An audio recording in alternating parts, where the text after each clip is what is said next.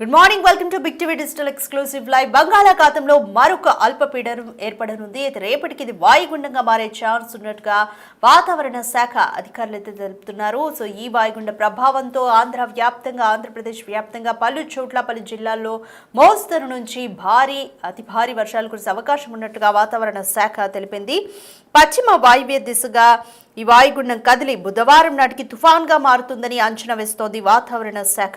అయితే ఈ తుఫాన్కు సెన్యార్ అనే పేరు పెడుతోంది. అయితే సముద్రంలోనే దిశను మార్చుకునే అవకాశం ఉన్నట్లుగా వాతావరణ శాఖ తెలిపింది. ఈ వాయుగుండం ప్రభావంతో 28 నుంచి అంటే ఈ నెల 28 నుంచి ఏపీలో భారీ వర్షాలు కురిసే అవకాశాలున్నాయి.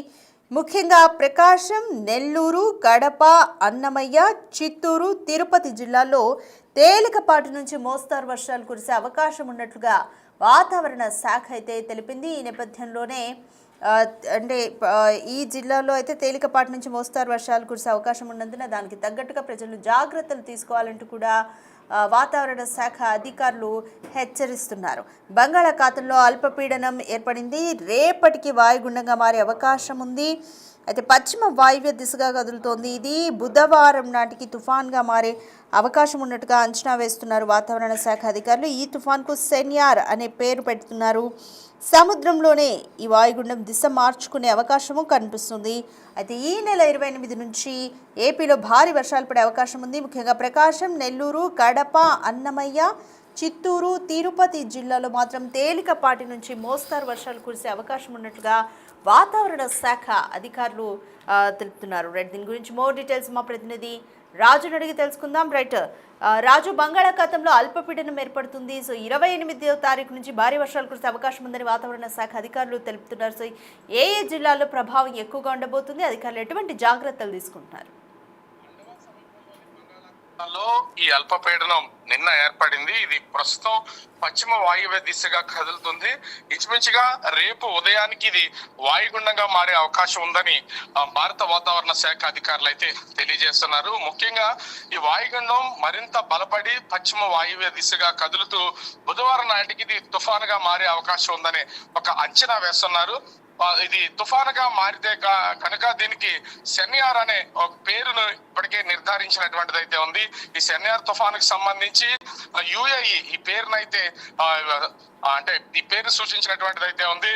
ముఖ్యంగా చూస్తే ఈ తుఫాను మొత్తం ఆంధ్రప్రదేశ్ కి సంబంధించి దక్షిణ కోస్తా, రాయలసీమ జిల్లాల్లో దీని ప్రభావం ఎక్కువగా ఉండే అవకాశం ఉందని భారత వాతావరణ కేంద్రం, విశాఖ వాతావరణ కేంద్రం అధికారులు అయితే తెలియజేస్తున్నటువంటి పరిస్థితి అయితే కనిపిస్తుంది. ముఖ్యంగా తుఫాను అంటే వాతావరణ శాఖ అధికారుల లెక్కల ప్రకారం ఈ నెల 28వ తేదీకి ఇది తుఫానుగా మారే సమయంలో తుఫానుగా మారనుంది. ఒకవేళ దిశ మార్చుకుంటే సముద్రంలోనే ఇది వేరే దిశకు వెళ్లే అవకాశం ఉందనేది తెలియజేస్తున్నారు. అందుకే ఎక్కడ తీరం దాటుతుందనే సరైన స్పాట్ ని ఇప్పటి వరకు భారత వాతావరణ కేంద్రం ఐడెంటిఫై చేయలేకపోయింది.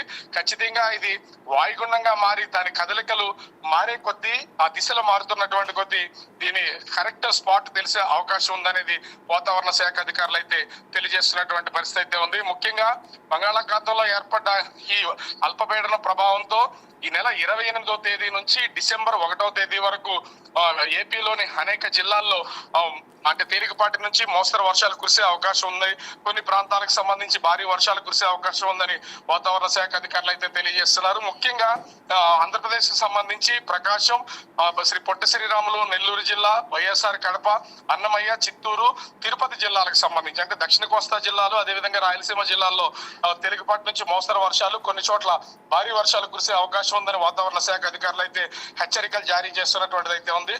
అయితే ముఖ్యంగా ఈ తుఫాను ప్రభావంతో వర్షాలు కురిసే అవకాశం ఉన్నటువంటి నేపథ్యంలో రైతులు అంటే దక్షిణ కోస్తా, ఉత్తర కోస్తాతో పాటుగా రాయలసీమలో ఉన్నటువంటి రైతులు కొన్ని జాగ్రత్తలు తీసుకోవాలని సూచిస్తున్నటువంటిది అయితే ఉంది. ఇప్పటికే వరి సాగు చేస్తున్నటువంటి రైతులు హార్వెస్టింగ్ సీజన్ ప్రారంభం కావడంతో అంటే పనుల మీద చాలా వరకు కోతలు కోసి పనుల మీద ఉంటాయి. ధాన్యం ఆ కళ్ళాల్లోనూ రోడ్ల మీద ఆరపోసి ఉంటారు. కాబట్టి తగు జాగ్రత్తలు తీసుకోవాలని ఉండాలని వాతావరణ శాఖ అధికారులు అయితే సూచిస్తున్నటువంటిది అయితే ఉంది. ముఖ్యంగా అంటే పంట పొలాలకు సంబంధించి మడుల్లో నీళ్లు నిలిచిపోయే అవకాశం ఉంటుంది కాబట్టి ఖచ్చితంగా వాటికి నీళ్లు వర్షాలు పడినట్టు వెంటనే కిందకు పారేలాగా ఏర్పాట్లు చేసుకోవాలని వాతావరణ శాఖ అధికారులు అయితే సూచిస్తున్నటువంటి పరిస్థితి కనిపిస్తుంది. ఓవరాల్ గా చూస్తే బంగాళాఖాతంలో ఏర్పడినటువంటి ఈ అల్పపీడనం అది ప్రస్తుతం రేపటికి వాయుగుండంగా మారి 28వ తేదీకి తుఫాన్ గా మారే అవకాశం ఉందని వాతావరణ శాఖ అధికారులు అయితే హెచ్చరికలు జారీ చేస్తున్నటువంటి పరిస్థితి కనిపిస్తుంది. రాధిక. రైట్, థ్యాంక్ యూ రాజు.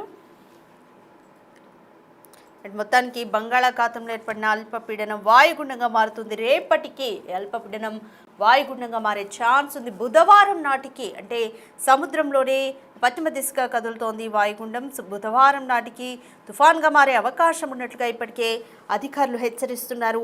ఈ తుఫాన్కు సెన్యార్ అనే పేరు కూడా పెట్టారు. అయితే సముద్రంలో ఇది దిశ మార్చుకునే ఛాన్సెస్ కనిపిస్తున్నాయి. 28వ తారీఖు నుంచి నవంబర్ 28వ తారీఖు నుంచి ఏపీలో భారీ వర్షాలు పడే అవకాశం కనిపిస్తోంది. ముఖ్యంగా ప్రకాశం, నెల్లూరు, కడప, అన్నమయ్య, చిత్తూరు, తిరుపతి జిల్లాల్లో తేలికపాటి నుంచి మోస్తరు వర్షాలు కురిసే అవకాశం అయితే కనిపిస్తున్నట్లుగా వాతావరణ శాఖ అధికారులు ఇప్పటికే హెచ్చరించారు. ఈ నేపథ్యంలోనే ప్రజలందరూ కూడా అవసరమైతేనే తప్ప బయటికి రావద్దంటూ కూడా ఇప్పటికే అధికారులు ప్రజలకు సూచించారు. దీనికి తగ్గట్టుగా ప్రభుత్వం కూడా ఏర్పాట్లు చేస్తోంది.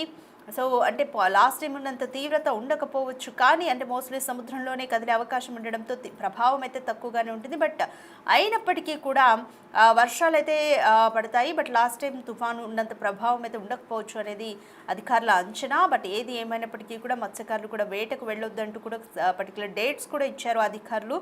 అయితే బుధవారం నాటికి తుఫాన్గా మారుతుంది కాబట్టి బుధవారం వరకు కూడా బుధవారం నుండి జాగ్రత్తగా ఉండాలంటూ కూడా అధికారులు హెచ్చరిస్తున్నారు.